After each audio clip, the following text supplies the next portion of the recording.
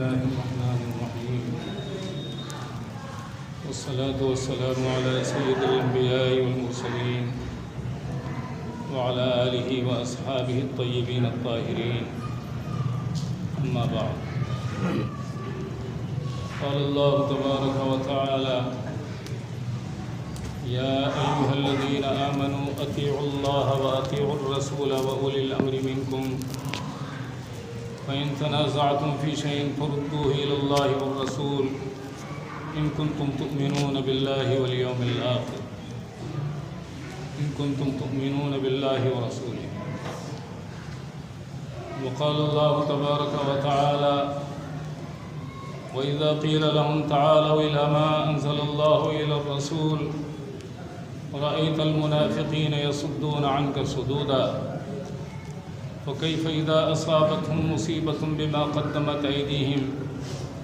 ثم جاءوك يحلفون بالله إن أردنا إلا إحسانا وتوفيقا. وقال الله تبارك وتعالى فلا وربك لا يؤمنون حتى يحكموك فيما شجر بينهم ثم لا يجدوا في أنفسهم حرجا مما قضيت ويسلموا تسليما. صدق الله العظيم. وقال النبي صلى الله عليه وسلم لا يؤمن أحدكم حتى أكون أحب إليه من والده وولده والناس أجمعين. وقال النبي صلى الله عليه وسلم لا يؤمن أحدكم حتى يكون هواه تبعا لما جئت به أو كما قال النبي عليه الصلاة والسلام. حاضرین گرامی،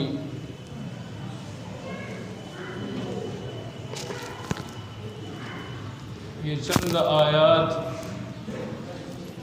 5ویں پارے کی سورہ بقرہ کی، یہ سورہ نساء کی،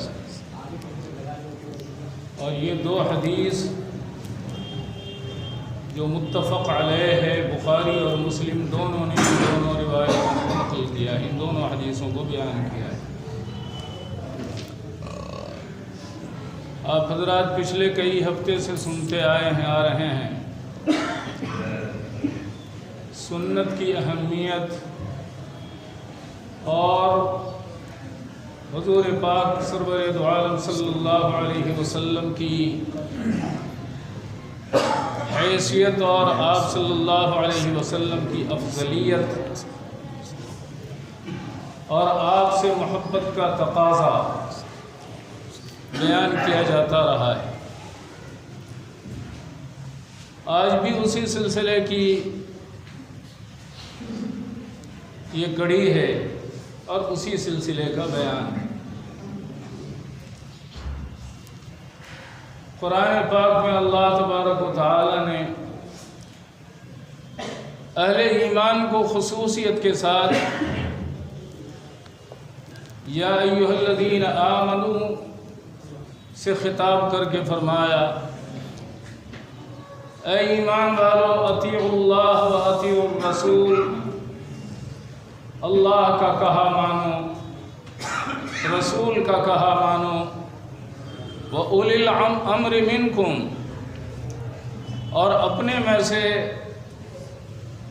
علماء، فقہاء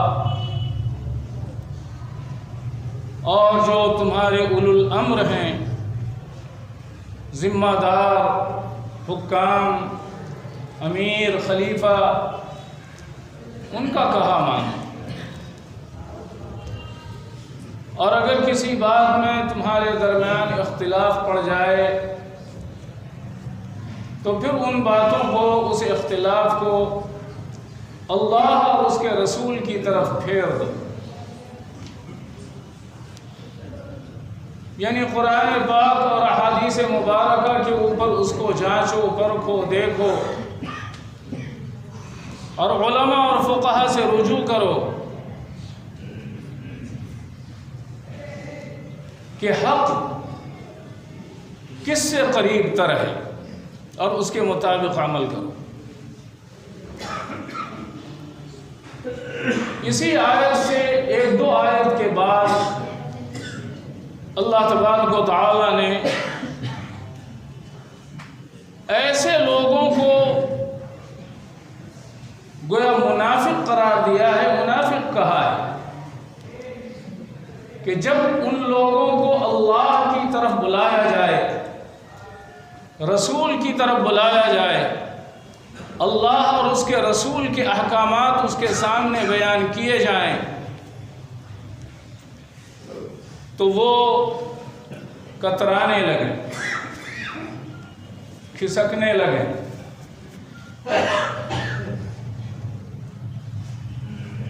فرمایا وَإِذَا قِيلَ لَهُمْ تَعَالَوْا إِلَى مَا أَنزَلَ اللَّهُ وَإِلَى الرَّسُولِ، اور جب ان سے کہا جاتا ہے کہ آ جاؤ اس فیصلے کی طرف جو اللہ نے اتارا ہے، اور رسول کی طرف آ جاؤ کہ رسول جو فیصلہ کریں اور رسول جس چیز کا حکم کریں اس کو مان لو۔ جب اس کی دعوت دی جاتی ہے تو رأیت المنافقین یصدون عنک صدودا، تو آپ دیکھیں گے ان لوگوں کو جن کے دلوں میں روگ ہے اور ایمان کامل نہیں ہے، صرف دعوی ایمان ہے، ظاہری چند اعمال ہیں، مسجدوں کی حاضری ہے، مسجدوں میں آنا جانا ہے، لیکن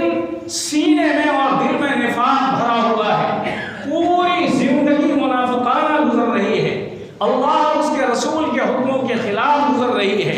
ایسے لوگوں کو آپ دیکھیں گے یصدون عنک صدودا، وہ آپ کے پاس سے آنے سے کتراتے ہیں۔ اللہ تعالیٰ فرماتا ہے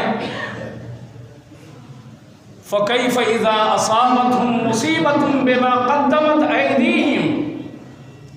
ان کا کیا حال ہوگا جب ان کے اوپر کوئی مصیبت آئے گی ان کے اپنے کیے کے سبب، اپنے کرتوتوں کے سبب، پیدائش سے لے کر کے موت تک ہر زمانے میں ہر وقت میں اللہ کے احکامات کو توڑتے رہتے ہیں، رسول کے حکموں کو توڑتے رہتے ہیں، یہودیوں کی نقالی کرتے ہیں، نصارہ کی نقالی کرتے ہیں، غیر مسلموں کافروں کی نقالی کرتے ہیں، پوری زندگی ان کی اسی میں غرق ہے،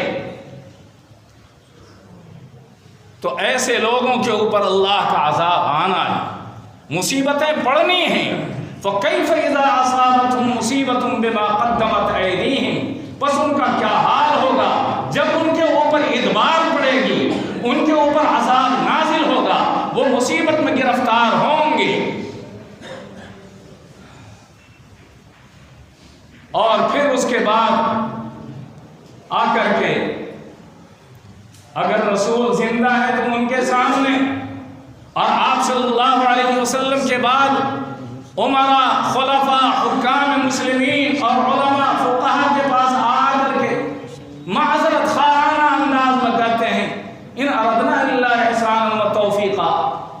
ہمارا ارادہ تو یہ تھا اور وہ تھا فلاں، یعنی لولہے لنگڑے اعذار بیان کرتے ہیں۔ یہ علماء آپ کا کیا کر لیں، یہ فقہاء آپ کا کیا کر لیں،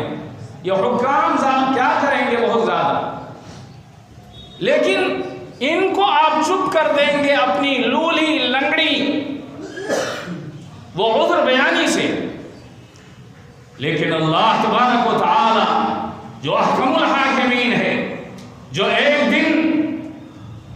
وہ عدالت کی کرسی پہ فائز ہوگا اور وہ اتنے جاہ و جلال میں ہوگا کہ سیدنا آدم علیہ نبینا علیہ السلام سے لے کر سیدنا عیسیٰ ابن مریم علیہ السلام تک کسی نبی کی مجال نہیں ہوگی کہ اللہ کے سامنے سفارش کے لیے لب گشائی کر سکے۔ وہ اتنے زبردست قوت قاہرہ اور قوت باہرہ اور اپنی قہاریت اور جباریت کے ساتھ جلوہ افروز ہوگا، کسی کی ہمت نہیں ہوگی، یہاں تک کہ آقا نامدار سرور عالم جناب محمد رسول اللہ صلی اللہ علیہ وسلم کے بارے میں بھی مسلم شریف کی بڑی لمبی حدیث آتی ہے کہ آپ بھی سفارش کے لیے لب گشائی نہیں کر سکیں۔ جب ساری انسانیت اولین و آخرین انبیاء کے پاس جا کر کے سفارش کی درخواست کرے گی، آپ ابو الانسان ہیں، آپ آدم ہیں، اللہ نے آپ کو اپنے ہاتھوں سے بنایا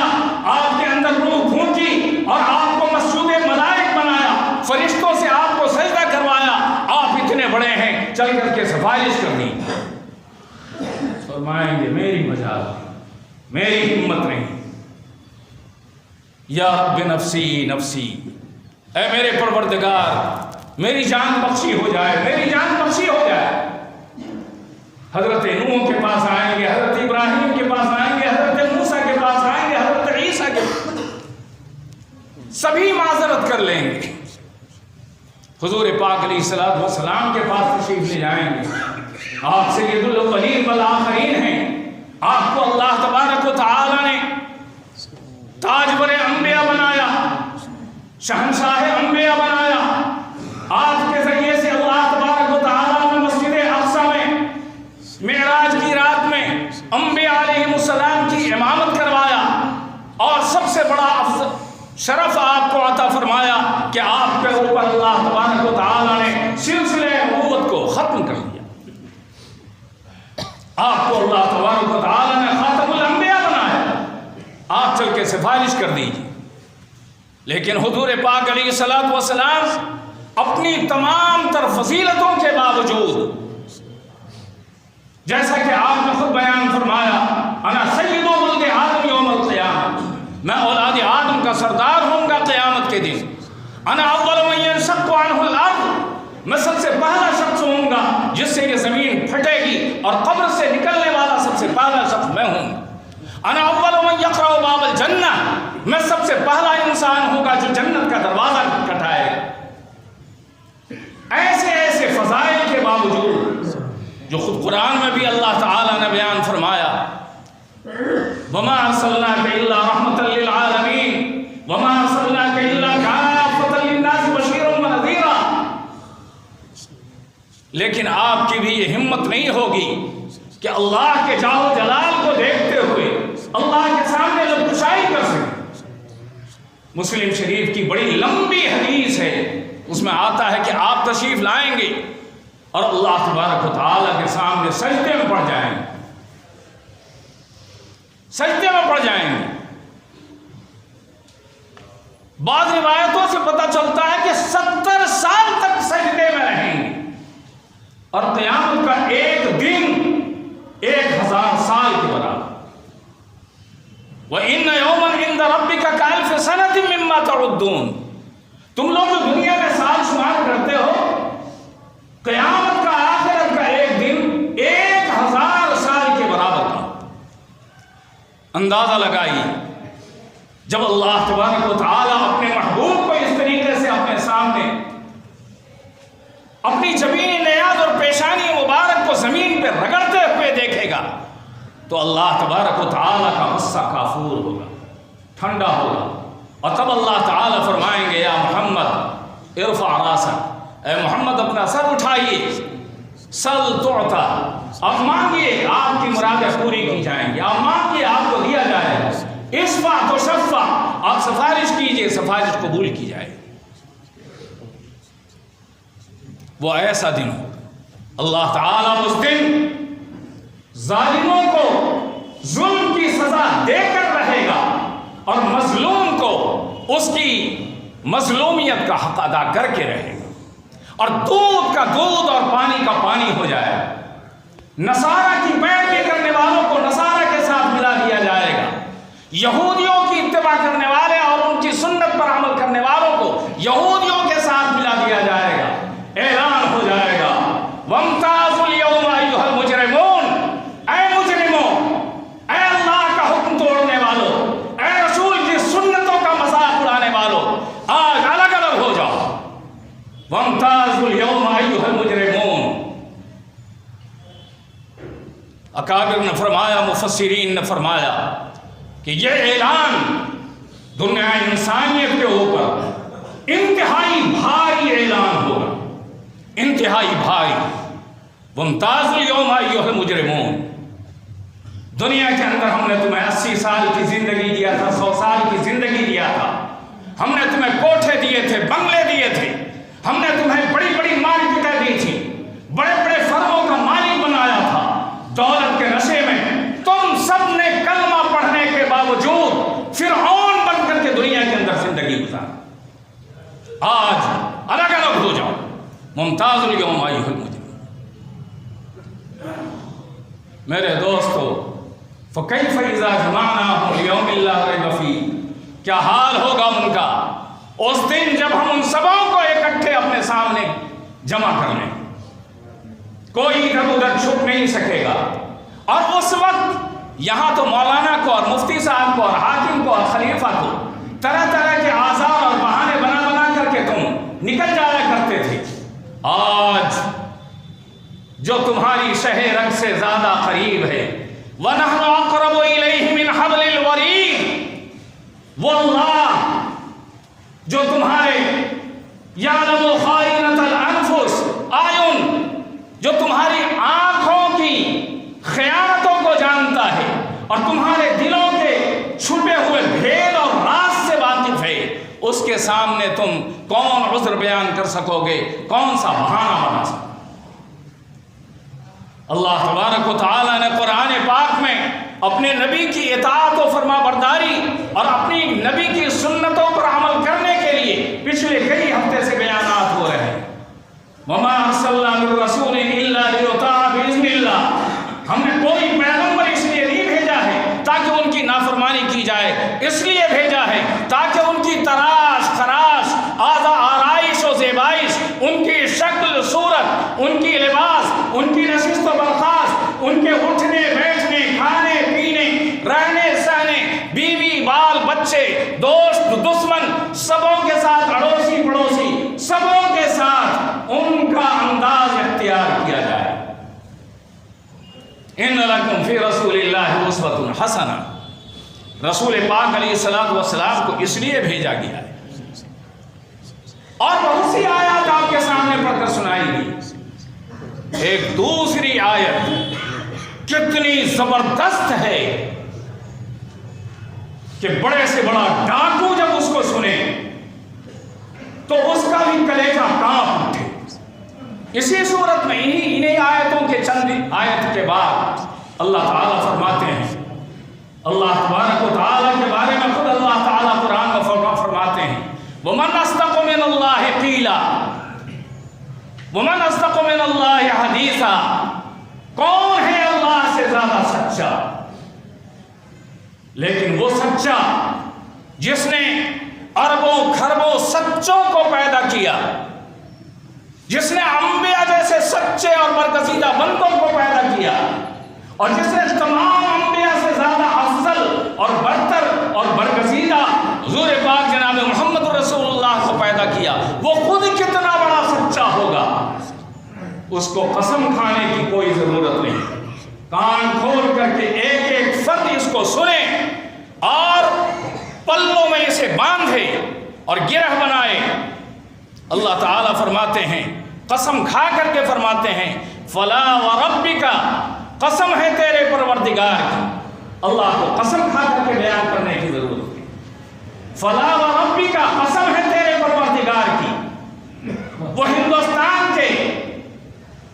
الیکشن رجسٹر میں انہوں نے اپنا نام مسلمان لکھوا لیا ہو، بلا سے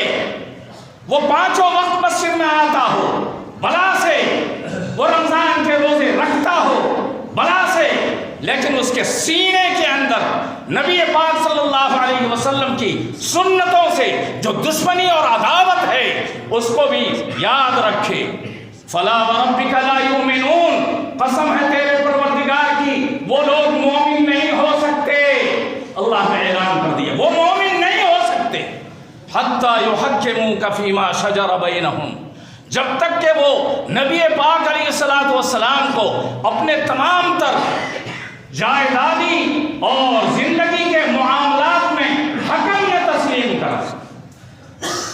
اور پھر جو اللہ اور اس کے رسول کا